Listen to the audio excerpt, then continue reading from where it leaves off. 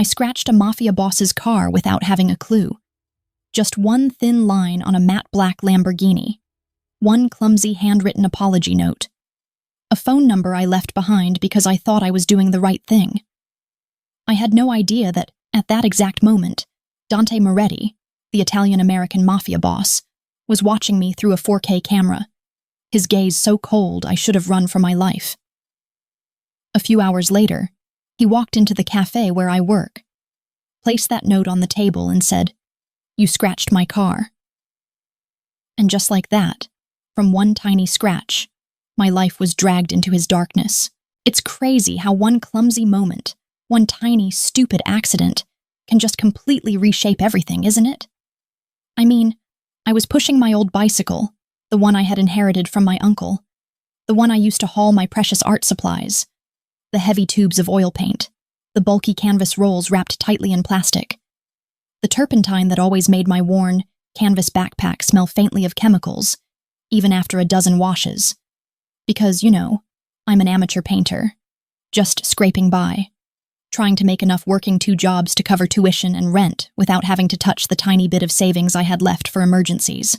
I was taking this specific route through the city's dense financial district, because the pavement is generally smoother, and, on a good day, it shaves a few crucial minutes off my usual commute to my evening class, even though that area is constantly lined with cars that cost exponentially more than my entire family's net worth if you added it all up and multiplied it by 20, maybe even 30. This particular Lamborghini, though, was something else entirely. It was a recent model, I think, and the color was this intimidating matte black that didn't just absorb the light like a normal car. It seemed to literally suck the very color and joy out of the air around it, making everything else, the gray concrete, the towering glass skyscrapers, and especially my little blue rusty bike, look frail and utterly insignificant. And the owner, whoever he was, had parked it right on the edge of the line, just grazing the curb, leaving barely enough room, maybe 1.5 feet, for me to squeeze by without clipping the fender or having to jump off and hit the curb and risk tipping over. My bike is old, unreliable, and prone to those little sudden, unpredictable wobbles when you hit a seam in the sidewalk or the handlebars shake. And I felt that inevitable, sickening shk sound of the pedal grazing the rear quarter panel, a sound that wasn't loud, objectively, but felt deafening, like a sonic boom of destruction in the late afternoon quiet. My stomach just dropped out, that cold, metallic taste of absolute dread immediately flooding my mouth and throat. I stopped instantly, my brakes squealing a little, the cheap wire basket on my handlebars rattling and protesting with my sudden halt, and I could already feel the deep, embarrassing, unstoppable heat rising up my neck and flooding my face. Because even though it was the tiniest little silver thread of a scratch on that impossibly dark, perfect surface, it felt like I'd just vandalized a priceless piece of history, something sacred and untouchable to the ultra-rich. I stood there, paralyzed for a full minute. Bike handlebars gripped so tightly my knuckles were bone-white and aching, staring at the damage, knowing full well I was trapped and had to face it. There was no way to simply walk away from it without turning into the kind of dishonest, gutless person I despised. The kind of person who doesn't take responsibility for their mistakes. I looked around, and a couple of people standing nearby, probably high-powered executives or bankers dressed in those sharp, bespoke suits, were already staring and snickering, whispering behind their hands about how I couldn't possibly afford to fix it, how the owner was obviously loaded beyond measure and I was going to get sued into oblivion, maybe even blacklisted from every decent job in the city, just for the audacity of breathing near his property. The humiliation was immediate and sharp, slicing right through my thin veneer of dignity like a razor, making me feel worthless. But the absolute worst part, the part that still makes my skin crawl even now when I think about it, was when the building security guard, this big, bald guy named Frank, who always looks like he's about to break something or someone, leaned over the velvet rope with a cruel little smile that didn't reach his cold eyes. "The owner's Mafia, he said, drawing out the words slowly, clearly enjoying the public spectacle far too much. "He doesn't do lawsuits. He just makes problems and people disappear. Get ready for prison, miss, or worse, you might just end up owing him your life in service." His words were specifically calculated and meant to terrify me into running, into just abandoning the bike and sprinting away into the anonymity of the crowd. But they had the opposite, hardening effect, cementing my quiet resolve. My hands were shaking so bad I could barely hold the cheap ballpoint pen I pulled from my bag, but I wrote out the note anyway. Tearing a piece off an old receipt I found deep in my pocket, trying to make my handwriting look as neat and sincere as possible, just laying out the plain, pathetic truth, every word an admission of guilt that burned my throat. Sorry, I didn't mean to. I'll pay for the repair. Emily. I folded it small and precise, tucked it right under the massive windshield wiper, and I made sure, absolutely made sure, to leave my phone number and my name, because running away from the consequences? That was just something my mother taught me I couldn't do, not even if it meant facing prison or something worse. I refused to let that scratch turn me into a coward, even if it cost me everything I had and everything I hoped to be. If you've been on the receiving end of that kind of targeted cruelty, that moment where someone judges your entire worth based on your bike or your shoes or your neighborhood, then you know exactly what I mean. It's a moment where everything just hangs in the balance, and you're forced to make a choice that defines who you are, even when it's terrifying. It's what keeps me going sometimes, knowing that there are people out there who understand what it feels like to be judged, dismissed, or just plain overlooked. To be seen as less than because of the car you don't drive or the clothes you don't wear, but still choosing to stand your ground and face the music. If that resonates with you, could you do me a favor? Just open your phone for a second. Give this video a quick like. Drop a comment below so I know you're here and what you're thinking. And hit that subscribe button to walk with me through the rest of this journey. It means the world, and it helps me keep sharing these stories, knowing that we're not alone in these silent battles we fight every single day. Thank you. The very next morning, the stale smell of burnt coffee and cheap disinfectant still clinging stubbornly to the cotton of my uniform, I was working the early shift at the Daily Grind. Not exactly the kind of high-end establishment that attracts exotic cars or organized crime, mostly just hurried commuters and college students. When I heard this low, menacing rumble that seemed to shake the sugar packets right off the counter, a kind of collective vibration that felt deeply, fundamentally wrong and heavy for the neighborhood, I looked out the narrow window and saw it. A convoy of 3, maybe 4, massive black SUVs, all polished to an intimidating sheen. The windows completely opaque. Lined up right outside the cafe door, double parked without a care in the world, completely halting all traffic on the street. They definitely didn't look like they were waiting for a morning cappuccino. That much was certain, and my hands started sweating instantly. My heart immediately started pounding that frantic, hollow drumbeat it reserves for true, inescapable panic. And I absolutely knew, why they were there. The debt collector had arrived, and he wasn't sending a bill, he was collecting a soul. The front door opened with a slow, ominous push, and the noise of the street, the distant siren, the traffic, the chattering of the morning rush, just seemed to stop, sucked into the vacuum of the man who entered. The man who walked in was tall, incredibly elegant, dressed in a charcoal gray suit that looked molded to his formidable frame, and he moved with a terrifying stillness. Dante Moretti himself. He had this lethal aura, you know? Like a force field of cold, concentrated authority, the kind that makes you instinctively flatten yourself against the nearest wall and avoid eye contact, all while desperately wanting to flee, to simply cease existing. He walked directly to my station, ignoring the small line of regulars who suddenly looked like terrified garden gnomes, and the whole place went silent, except for the desperate hiss of the espresso machine trying to hold on to normalcy. He didn't shout. He didn't even raise his voice. He just reached into the inside pocket of his bespoke jacket, pulled out my crumpled apology note, which looked ridiculous and pathetic in his large, powerful, perfectly manicured hands, and placed it neatly on the stainless steel counter, right next to the pathetic little tip jar, with 4 crumpled dollars and a few coins in it. A perfect symbol of the difference between our worlds. "You scratched my car," he said, his voice quiet, deep and utterly devoid of emotion, almost an observation of scientific fact. But it felt like a gunshot in that quiet cafe, signaling the abrupt and permanent end of my normal life. That was the exact, crucial moment my hands decided to completely fail me, betraying the single, fragile piece of dignity I had desperately tried to present. I was halfway through pouring a latte for an impatient lawyer, the same one who comes in every morning at 7:45, demanding extra foam, you know the type, checking his watch every 5 seconds. And when Dante spoke that simple, devastating phrase, that cold recognition of my biggest mistake, the shock completely short-circuited my nervous system. The delicate porcelain cup slipped from my grip, and hot, creamy, perfectly foamed coffee exploded, splashing all over the lawyer's light gray trousers and soaking his expensive leather briefcase, ruining whatever papers were inside.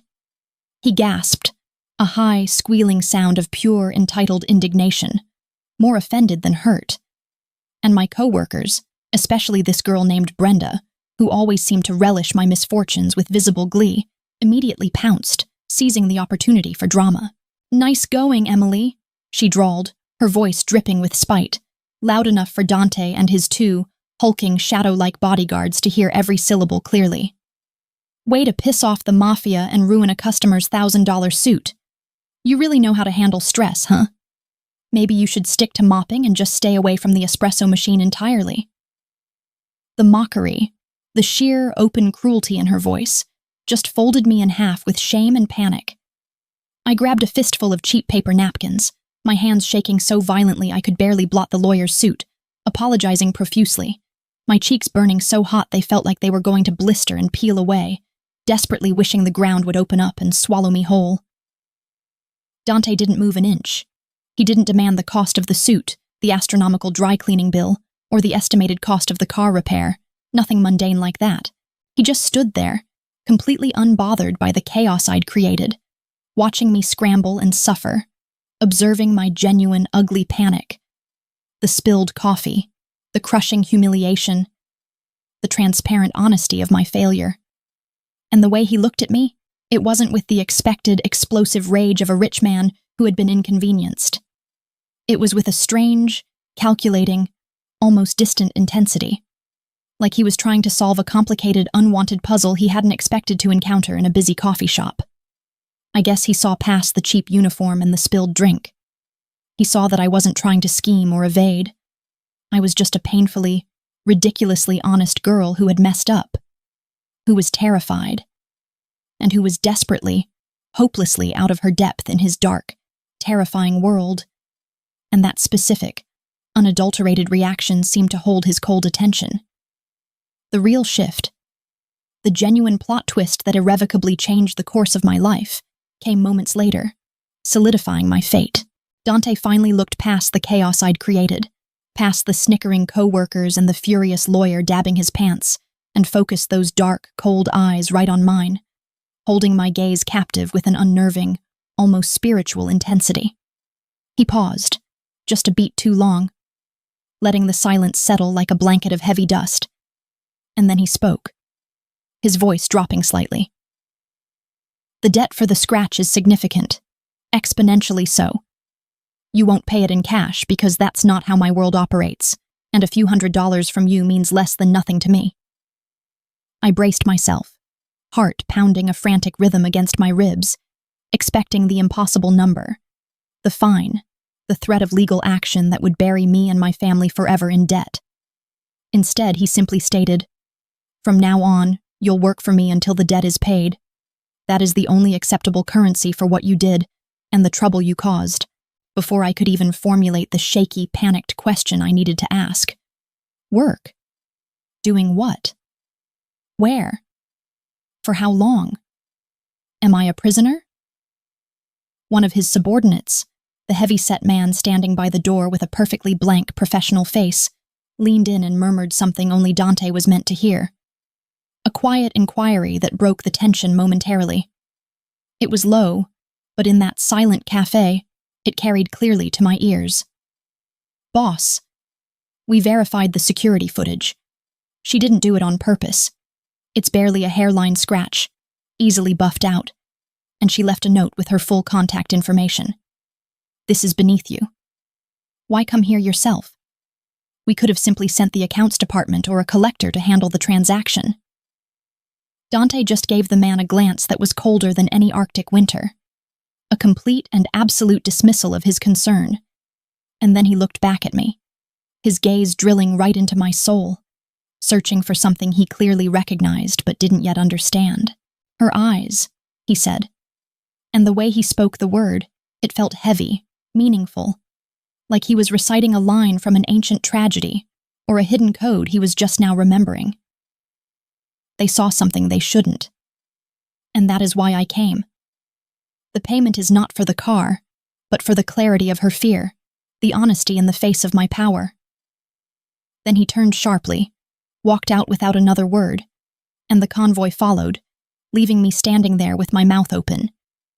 The stench of burnt coffee and overwhelming fear in the air, a stack of useless napkins in my hand, and the chilling, unspoken meaning of his words hanging over my head, unexplained and deeply unsettling.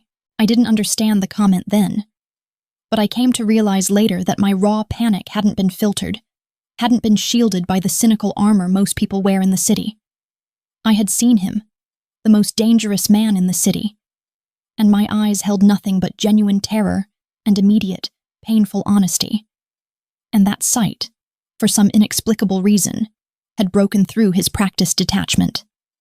And so, within the hour, my life became a borrowed existence at the Moretti estate, a sprawling nightmare of dark marble and suffocating shadows that felt utterly unreal, like stepping onto a gilded, silent movie set. They didn't put me to work as a receptionist, an analyst, or anything sensible like that. It wasn't a real job. It was strictly a debt sentence carried out under constant surveillance. I was effectively a temporary maid, a cleaner, a servant, or as I quickly realized, a gilded prisoner who was allowed to walk around and polish things until she dropped from exhaustion. The estate itself was immense, a towering monument of old money and new power. All dark, polished marble floors, priceless Renaissance artifacts that felt out of place and sad, and heavy, suffocating silence that pressed down on you, making it hard to breathe easily. It felt dark, sterile, and entirely without life. More mausoleum than home, more fortress than residence. The humiliation started immediately, a constant, low-level buzz of contempt that followed me from room to room, amplified by the echoing stone hallways.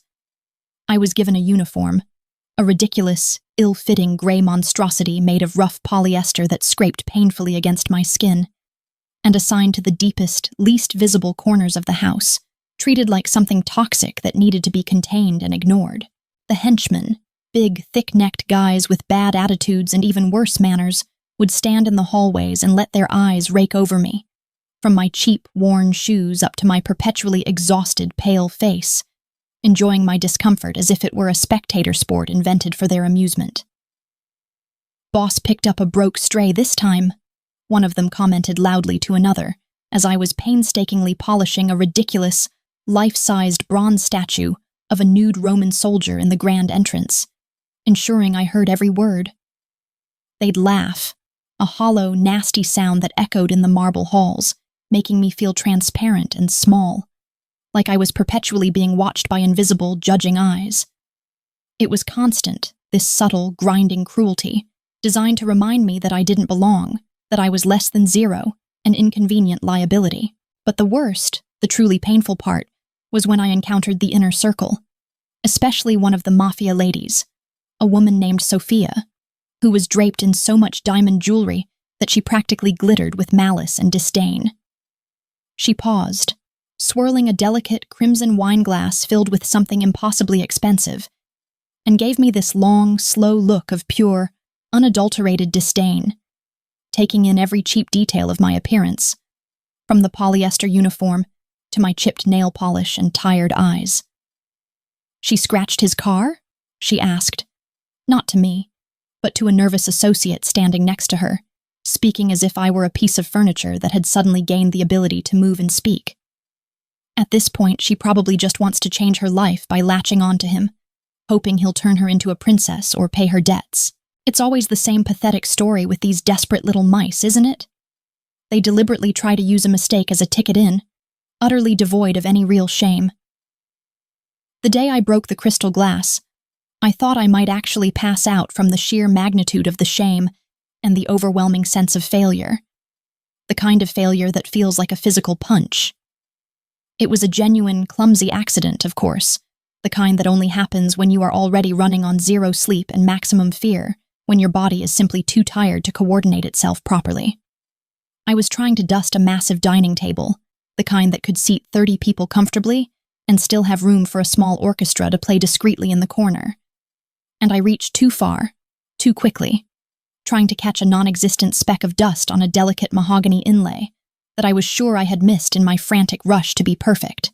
My elbow struck a delicate crystal goblet, not just a glass, but the crystal glass, one of a fragile set they kept behind velvet ropes and only used for the highest level, most sacred meetings, and which I clearly was never meant to touch with my working-class hands.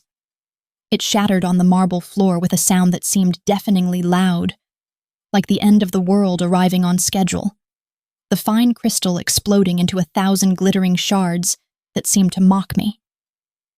Everyone seemed to materialize instantly, the henchmen, the other staff, and even Dante himself, who walked in from the library, drawn by the sound of the destruction, his brow slightly furrowed with annoyance at the interruption.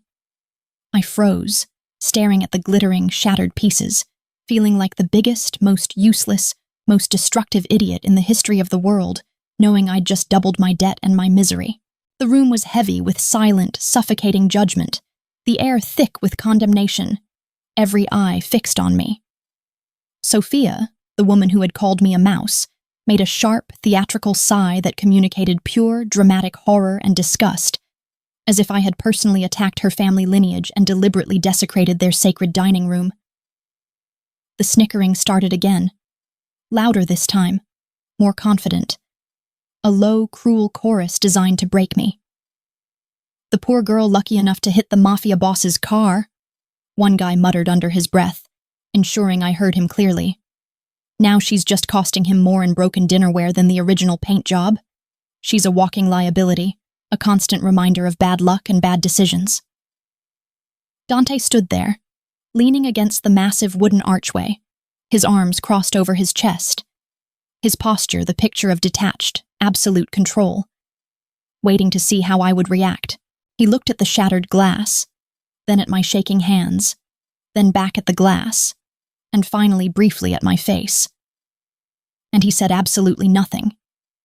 He offered no defense, no dismissal, no order, not even a command to clean it up. His silence, his complete lack of intervention, made me feel 1,000 times worse, like I was truly garbage that wasn't even worth the effort of defending or acknowledging. That was the moment I was irrevocably branded, officially and publicly, with a label that stuck like mud. The poor girl lucky enough to hit the Mafia boss's car. I spent the next several hours scrubbing the cold, hard kitchen floor, scrubbing the memory of the shattered crystal right out of my mind, working until my knees ached with dull, throbbing pain, and my back was screaming in protest, desperate for any distraction from the shame and the gnawing feeling of worthlessness. It was late, past midnight. The only sound the low hum of the commercial refrigerators and the far-off drone of the city, and I had retreated to a dimly lit, unused corner of the massive industrial kitchen, sitting heavily on a turned-over bucket, letting silent, exhausted tears track lonely, dirty paths through the grime on my face. It was the only place in that whole terrible house where I felt safe enough to break down a little, where I thought the security cameras couldn't reach, or perhaps where no one cared enough about me to even check the feed. I had my head buried in my hands, trying to just breathe through the suffocating sense of inadequacy and shame, trying to hold on to the smallest, most essential piece of my own identity, when I heard the heavy kitchen door click open behind me, the sound startling me back to awareness. I jumped up instantly, wiping my eyes frantically with the back of my hand, hoping it was just one of the night guards making a routine round, but it was Dante. He was in dark clothing, not a suit, and his presence, even softened by the low, ambient light of the utility lamps, was still intimidating, still commanded the space and everything in it effortlessly. He didn't come closer. He didn't intrude on my space. He just stood there for a long time, watching me try to pull myself together, watching me try to hastily hide my grief and my failure.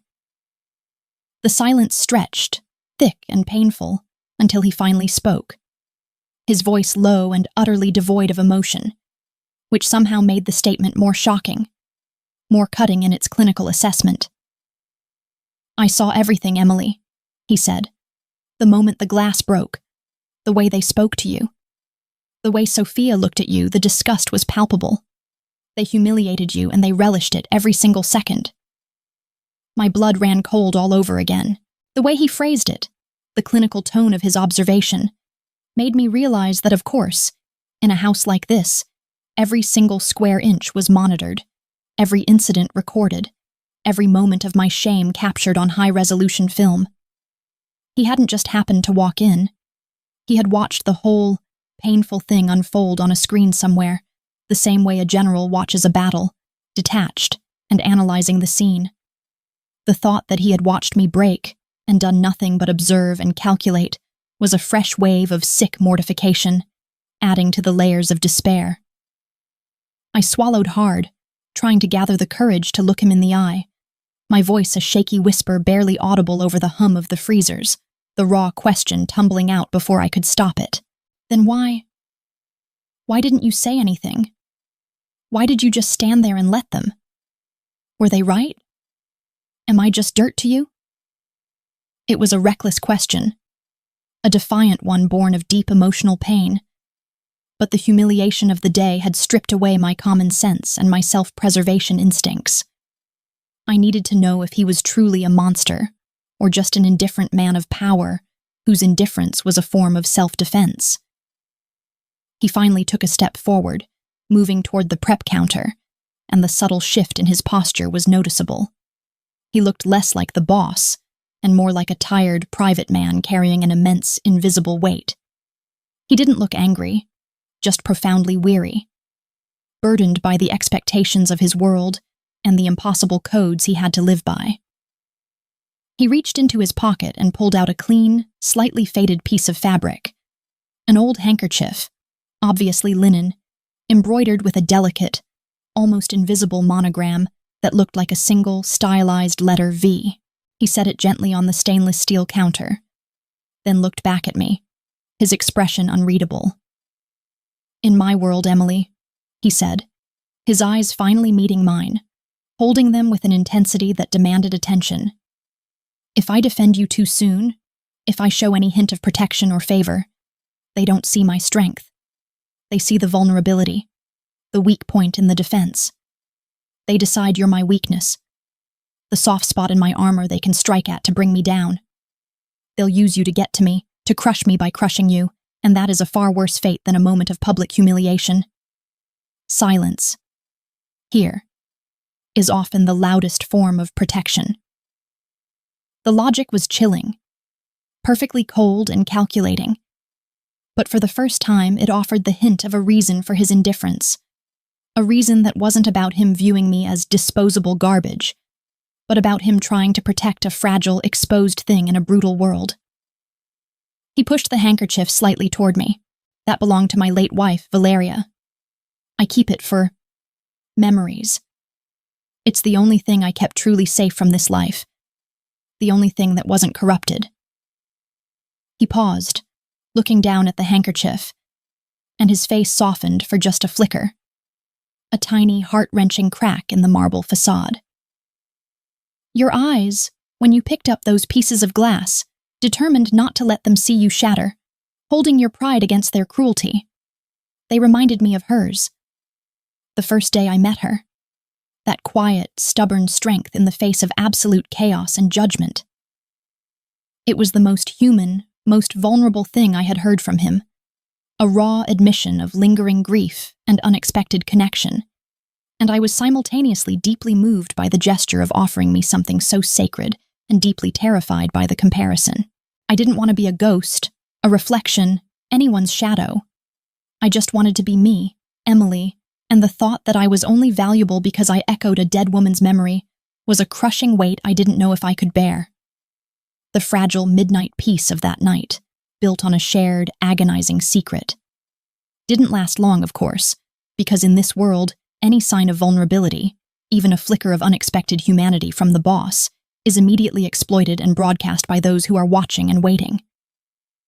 My quiet, menial existence at the Moretti estate had attracted the full, malevolent attention of Dante's most bitter, most dangerous enemy, the man who was still smarting from the recent power shift. Viktor Rostov, a nasty, entitled snake who seemed to relish causing maximum pain and social destruction just for the sport of it, seeking to inflict ruin wherever he saw life. Viktor knew he couldn't touch Dante directly with a gun without starting a war that would consume them all. So he decided to attack what he perceived as Dante's weakest, most embarrassing point. Me, the small, fragile girl from the wrong side of the tracks, who was clearly beneath Dante's attention and only served to make him look foolish. The man's cruelty was surgical, utilizing the underworld's sophisticated rumor mill, compromised media contacts, and social manipulation to craft a narrative. He didn't just expose my past, he completely twisted and weaponized every scrap of my personal history, turning my genuine, quiet pain into fodder for their gossip and malicious speculation. The story that leaked into the underworld wasn't just that I was broke and struggling, it was that I was abandoned by my father when I was a small child, left with nothing but a hasty goodbye note and a mounting stack of bills, and that my mother died tragically under immense debt, pressured constantly by a vicious, relentless landlord who was known throughout the city for exploiting the poor and the desperate with impunity. It was all devastatingly true, every painful detail a scar on my soul, but hearing it twisted and broadcasted with such malicious intent, making my life look like a poorly written, cynical melodrama, was a violation of my soul, a second death for my mother's memory. Suddenly, Dante's men, who had been merely contemptuous before, started laughing with open, aggressive cruelty, treating me like a sick, pathetic joke, a symbol of their boss's lapse in judgment. Boss really knows how to pick them, huh? One of them bellowed with fake pity and a loud chuckle as I passed, holding a tray of silverware. A girl whose only currency is tragedy and tears, such a tragic little charity case, must be doing great things for his image, picking up strays and trying to turn them into martyrs for his cause. The humiliation spiraled completely out of control when Viktor's malicious digital campaign managed to surface an old, private clip, something I'd recorded years ago when I was just a naive kid, 17, trying to make sense of my mother's death and find some kind of purpose in the future, some way to honor her struggle. It was me, teary-eyed and raw, standing in front of my crumbling childhood home, looking pathetic and desperate, swearing to the camera that one day, no matter what it took, I would pay off my mother's debts and clear her name from the shame of bankruptcy, a promise I had made to her on her deathbed. The video, taken completely out of context and edited with a nasty, mocking soundtrack and cheap sensationalist graphics, was devastatingly effective. Viktor's narrative machine immediately twisted it, claiming that I had deliberately scratched the car, that it was a calculated, brilliant, but ultimately cynical move to get noticed by the Mafia boss, so I could latch onto his immense wealth and solve my tragic little life problem with his money, proving I was a fraud. The lie painted me as a manipulative, cold schemer, the exact opposite of who I was, and it was crushing to know that every single person in this house, and the entire underworld, believed it without question, feeding their pre-existing prejudices about women like me. The pressure on Dante from the council grew so intense, so loud with accusations of him losing his edge and inviting weakness into his organization, that a meeting was called, not to address Viktor's increasingly erratic actions, but to address me, the source of the public embarrassment. I was forced by the dictates of this cruel world, to kneel and apologize in front of the entire, terrifying Mafia council for causing trouble for Moretti and endangering the family's image and reputation with my pitiful public existence. I was on my knees, wearing that dreadful gray uniform, my hands clasped tightly in front of me, staring at the polished Italian leather shoes of the most dangerous, judgmental men in the city, feeling their eyes burn into my scalp, judging me for everything I was and wasn't. They looked down on me as if I were a speck of dirt they were about to scrape off the bottom of their expensive souls. I spoke my apology, the words dry and steady, robotic. But my entire body was shaking with suppressed rage, shame, and despair, the triple weight of the situation. And Dante? He walked out. Without a word, without a glance back, he turned his back and walked through the heavy double doors, his choice clear, leaving me alone in the firing line, abandoning me to their judgment. I felt my heart physically shatter inside my chest from his public, calculated abandonment, realizing his earlier words about protection meant nothing when his reputation and empire were truly on the line. That final, crushing betrayal, Dante walking out on me in front of those snarling, judgmental faces, choosing his empire over my dignity and my truth, was the absolute, definitive moment the victim in me finally died, and something cold, purposeful, and calculating took its place.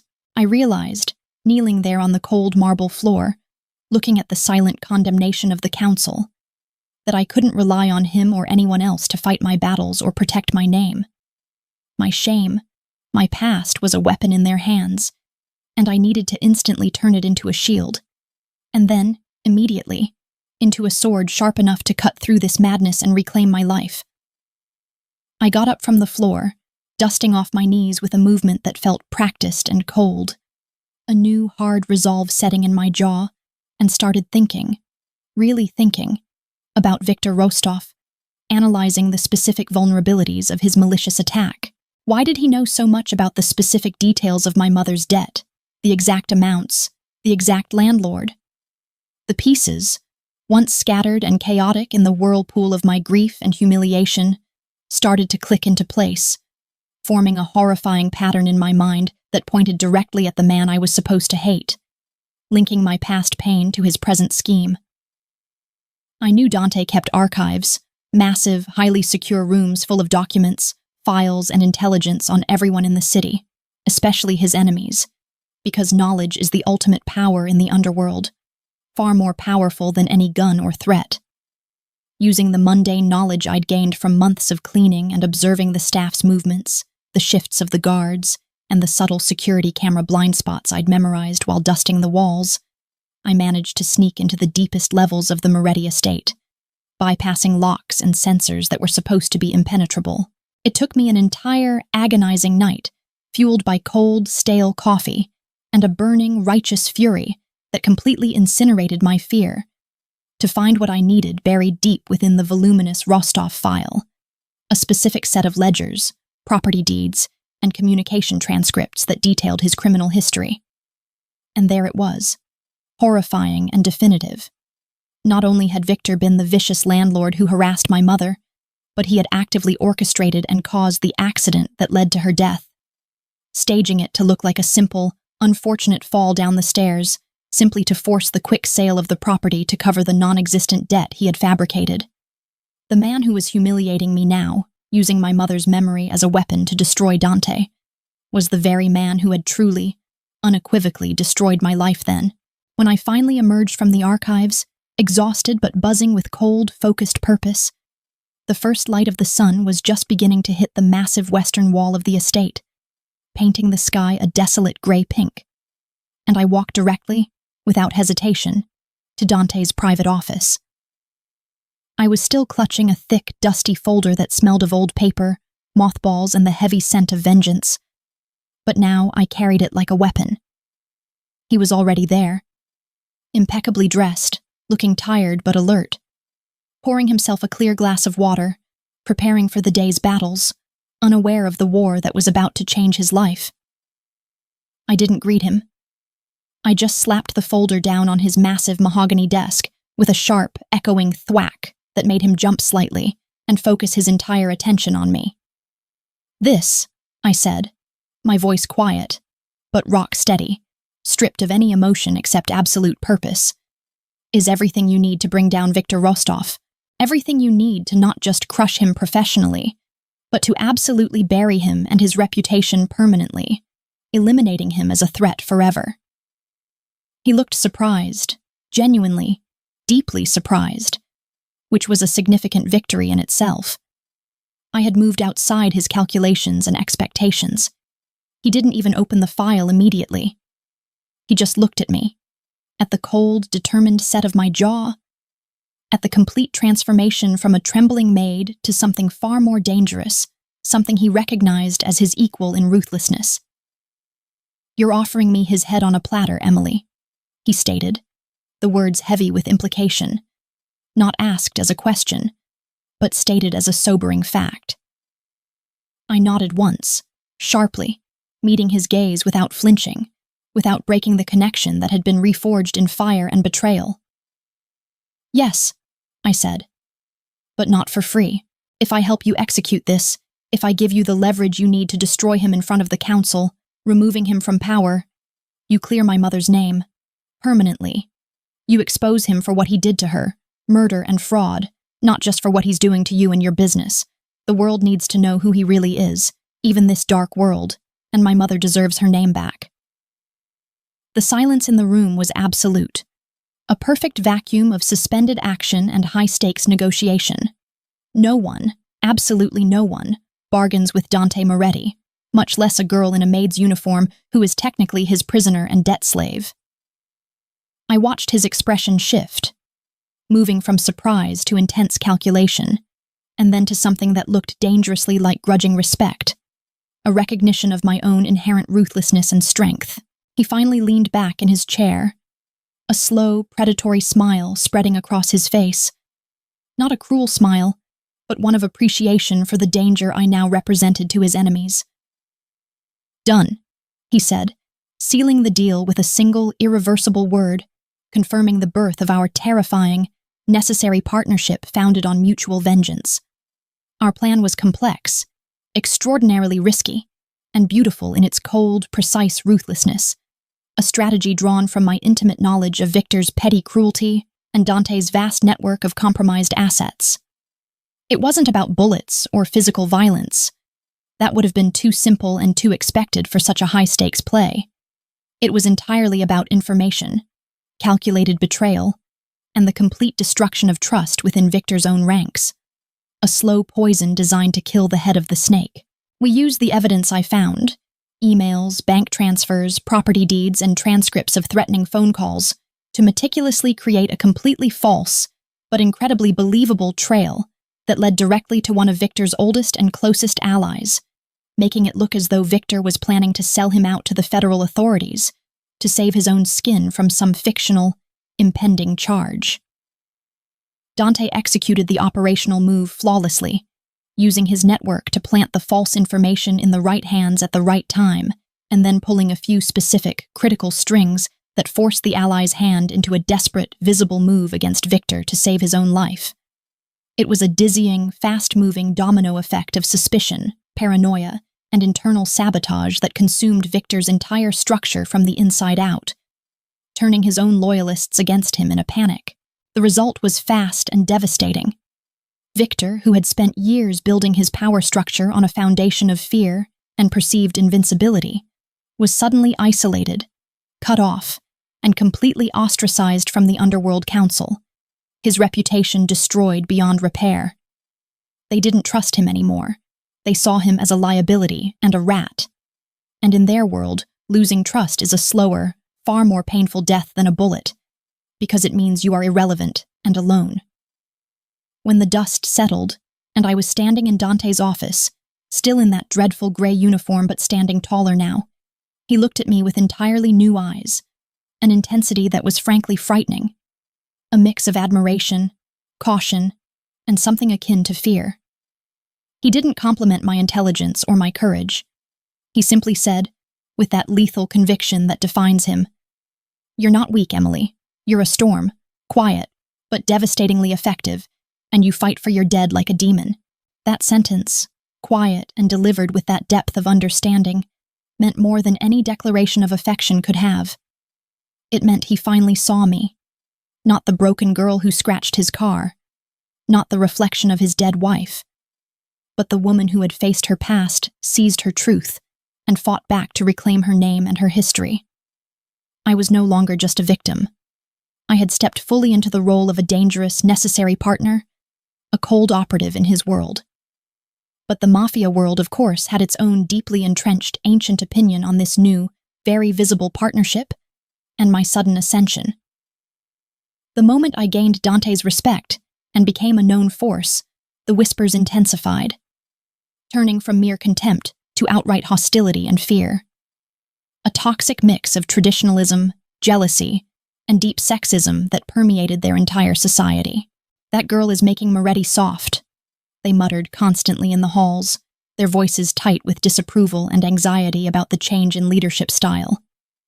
"He's losing his edge, risking us all for a piece of sentimentality. Women always ruin empires. They trade necessary ruthlessness for foolish sentimentality, and they are never, ever worth the ultimate cost." The fear of Dante's perceived weakness was palpable, a genuine threat to his authority.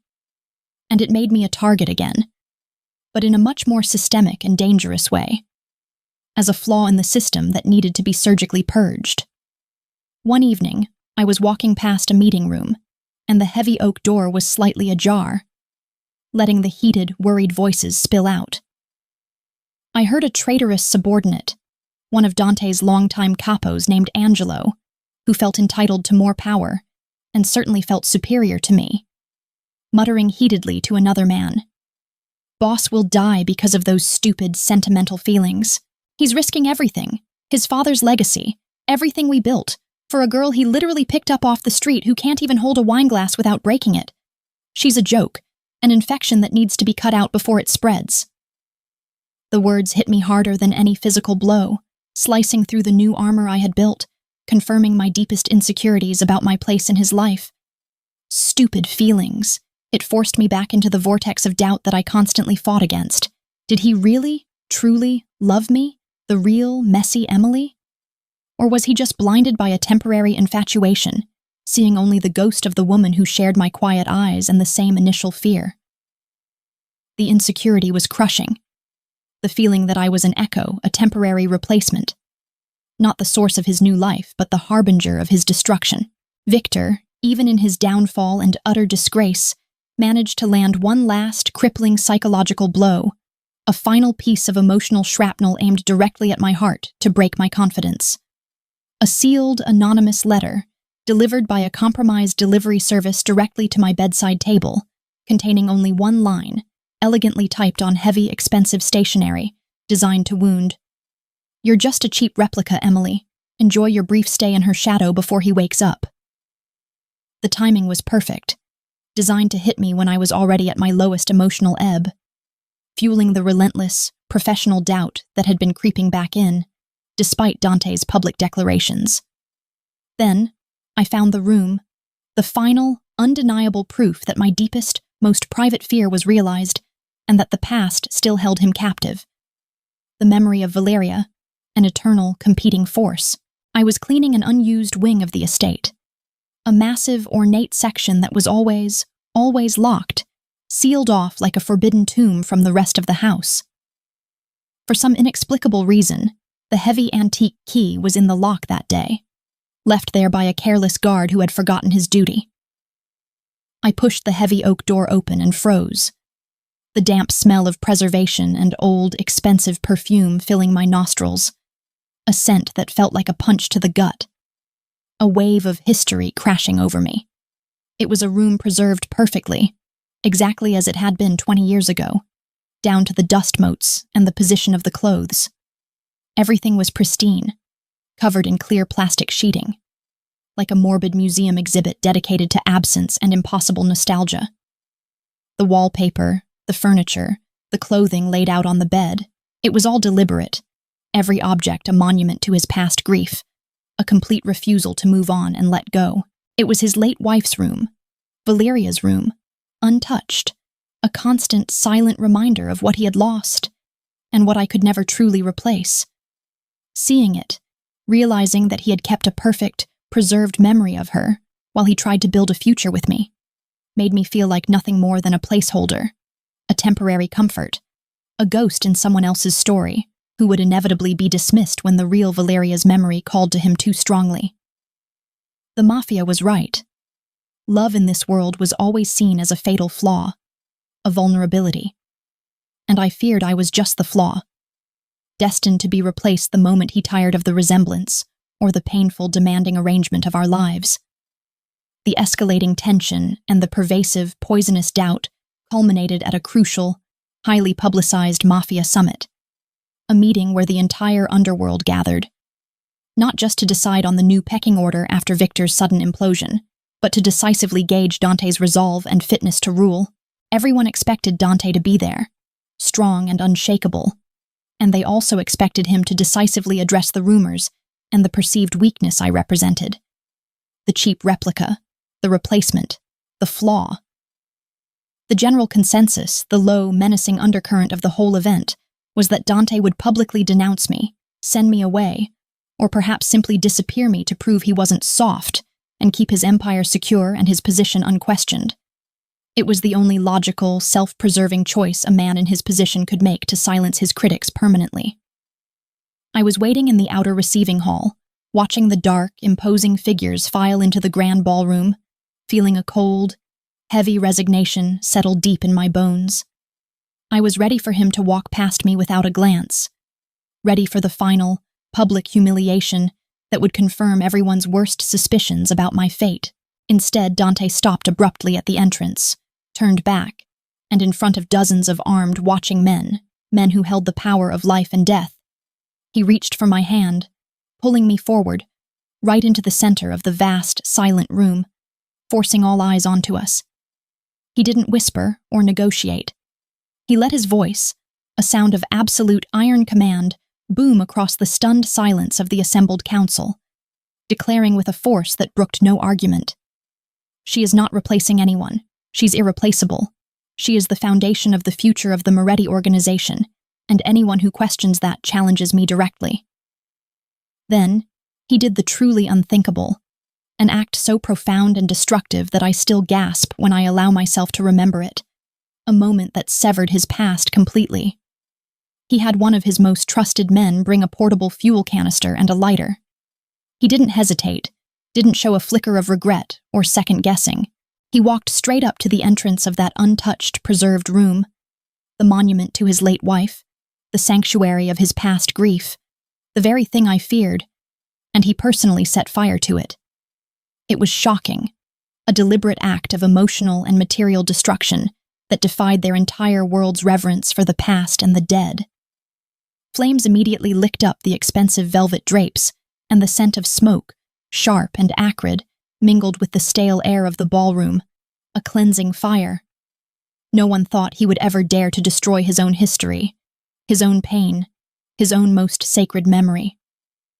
He walked back to my side, the glow of the fire reflecting a terrifying, beautiful orange in his eyes, and stood taller than I'd ever seen him, his choice clear for the entire world to witness. "From now on," he declared, his voice ringing with irreversible, permanent finality, "the one standing beside me is Emily Tran, and any question about my past, my feelings, or my future stops here, burning in that room. The past is ash, and I look forward." A man, one of Victor's former vocal allies named Franco, who had been whispering the loudest about weakness, was so shocked or enraged by the destruction of a symbol he held sacred that he objected, pulling a small silver pistol from his tuxedo jacket, aiming it directly at Dante. The moment the gun cleared the fabric, Dante shot him first, a clean, precise shot right in the middle of the crowded meeting, silencing the dissent instantly and terrifying everyone present. The sheer, terrifying violence, the absolute zero tolerance for opposition, brought the entire room to a chilling, immediate, final silence. The scent of gunpowder, a brutal punctuation mark. I stood there, utterly stunned, staring at the rising smoke and the body on the floor, the smell of cordite heavy in the air. "You just burned the last bridge to your past, Dante," I whispered, the heat of the fire on my face a burning reality. Dante looked down at me, his gaze fierce and possessive, completely focused, his jaw clenched in absolute resolve. "Because you're my future, Emily," he answered, the most definitive declaration of love and commitment he could possibly give in that world of stone and blood, choosing the living woman over the sacred dead. That choice, that magnificent, terrifying act of combustion and decisive violence, bought us a few months of uneasy, dangerous peace. But it also painted a massive, glaring target on my back as the ultimate reason for his instability and the target for final vengeance. For Victor, who was now a ghost in the underworld, stripped of his power and his dignity, the final move wasn't about power or empire anymore. It was about pride, pure personal vengeance, and getting even with the woman who had orchestrated his ruin and stolen the prestige of his downfall. In a last, desperate, chaotic move, he managed to ambush me near the edge of the estate, using a remote-controlled flashbang to disorient my security detail, and dragged me roughly into a heavily guarded, sealed warehouse he'd managed to secure on the outskirts of the city. He wasn't subtle. He was aiming for maximum trauma and public spectacle to destroy Dante's reputation and his heart simultaneously. He started a live stream instantly, aimed directly at Dante, transmitting my terrified, bound face to every monitor, cell phone, and television screen in the underworld, ensuring everyone was watching this final, bloody test of loyalty. I was tightly tied to a metal chair in a sealed room that smelled overwhelmingly of dust, metal, and the stale air of desperation. Victor, looking ragged, sweating, and completely unhinged, stood over me, his face twisted with triumphant malice, enjoying his final moment of reckoning. "Empire or woman?" he hissed into the camera, aiming the ultimatum at Dante's invisible, watching audience. "Choose, Moretti. Choose now, or watch her burn and admit your fatal weakness." I watched the clock on the wall, listened to the rhythmic, heart-stopping click of the countdown timer he'd set, and felt an icy despair grip my soul, heavier than any chain, heavier than the debt I owed. I was certain. I was absolutely certain. Dante had proved his love, yes, but a mafia empire, years in the making, cannot, by the ruthless, cold logic of that world, be thrown away for one woman, no matter how much she meant to him. The logic was cold, sharp, and inescapable. The entire underworld was watching, waiting to see Moretti abandon me to retain his power and control, waiting for the confirmation that he was a boss first and a man second. I closed my eyes, the tears finally flowing freely, soaking the tape over my mouth, almost accepting my death, bracing for the inevitable moment the timer would hit 0 and the blast would consume me, and the world would confirm that I was disposable after all. I was just Emily Tran, the girl from the wrong side of town, the humble background. I couldn't possibly be worth more than everything he had built and everything he commanded. I had almost settled into the grim acceptance of my fate when the sound of the heavy metal door hinges exploding inward with a deafening metallic shriek shattered the quiet despair, followed by a rush of cold air and an immediate, furious presence. Dante stormed in, alone, bringing no soldiers, defying every single mafia rule about security, about backup, about everything that keeps a man like him alive. He was a force of nature, completely focused, his eyes scanning the smoke-filled room, ignoring Victor and his dramatic, pathetic theatrics, looking only and solely for me. "I choose her," he roared, his voice thick with raw, desperate emotion, louder and more powerful than any sound I had ever heard him make, a final, public commitment to his new path. "I choose her every time! She is the Empire, Victor! You just never understood that the future is worth more than the past!" He rushed toward me, ignoring Victor's shouted threats and wild gesticulations. Victor, realizing he'd completely lost his leverage and his final bargaining chip, aimed his gun not at Dante's head, but at the bomb strapped to the back of the chair, aiming to detonate it manually before Dante could reach me. Dante shielded me with his body, plunging his bare hands into the tangle of wires of the explosive device, trying desperately to sever the connection with sheer will.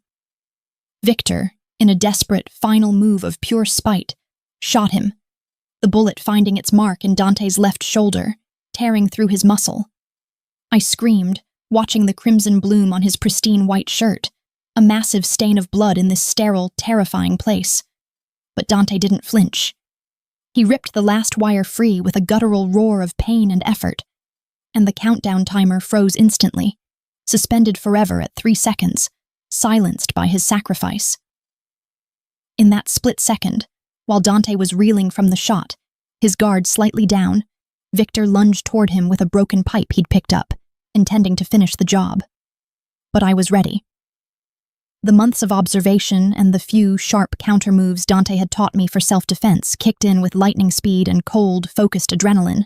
I brought my feet up, hooked them around Victor's midsection, and kicked him with every ounce of physical strength and stored rage I had, sending him stumbling back, right off the small damaged metal balcony at the end of the sealed room, sending him crashing into the concrete floor below with a final sickening thud.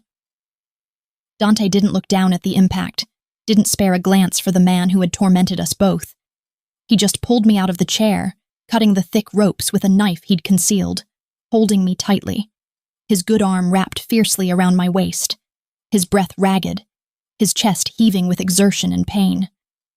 Smoke was filling the air from the bomb's disarmed, sparking components, and the entire building seemed to groan and shift around us, ready to collapse at any moment, the final witness to Victor's failure.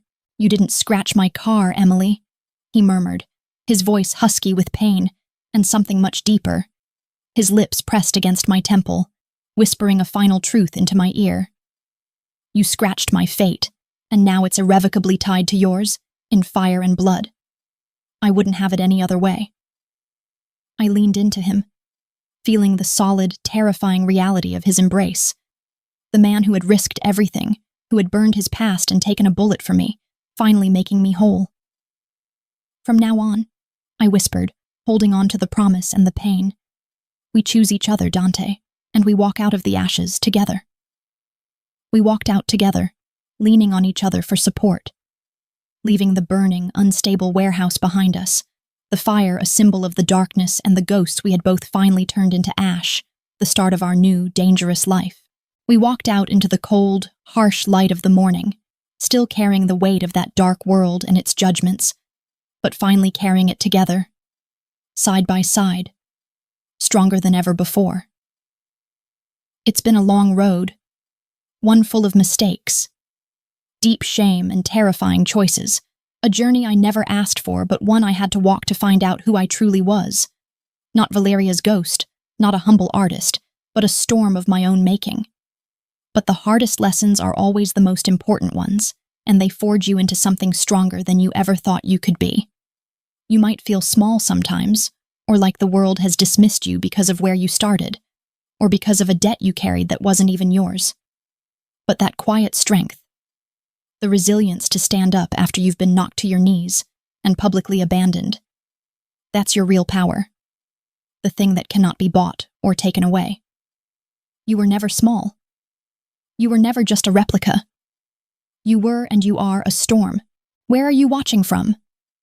Leave a comment below and hit follow to walk with me through heartbreak, betrayal, and finally healing.